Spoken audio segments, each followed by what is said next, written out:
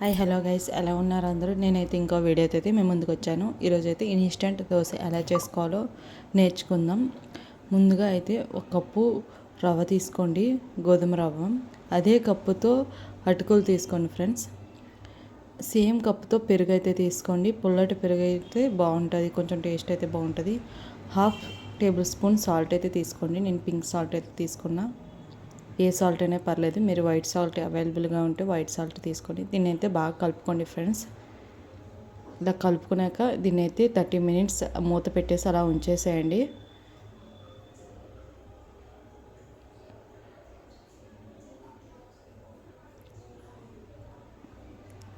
అరగంట అయిపోయిన తర్వాత దీన్ని అయితే మనం మిక్సీ పట్టుకుందాం.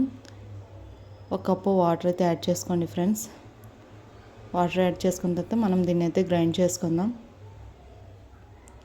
చూడండి ఫ్రెండ్స్, ఇలా కన్సిస్టెన్సీ అనేది వచ్చాక మనకైతే బ్యాటర్ అనేది రెడీ, దోశ బ్యాటర్ అనేది. నేనైతే హాఫ్ టేబుల్ స్పూన్ అయితే బేకింగ్ సోడా అయితే యాడ్ చేసుకున్నాను. చూసారు కదా, ఇప్పుడైతే మనం దోశ వేసుకుందాం ఎలా వస్తుందో. ఇలా వేసుకోవడం వల్ల దోశస్ అనేవి స్పాంజీగా వస్తాయి, మెత్తగా అయితే దోశలు ఉంటాయి.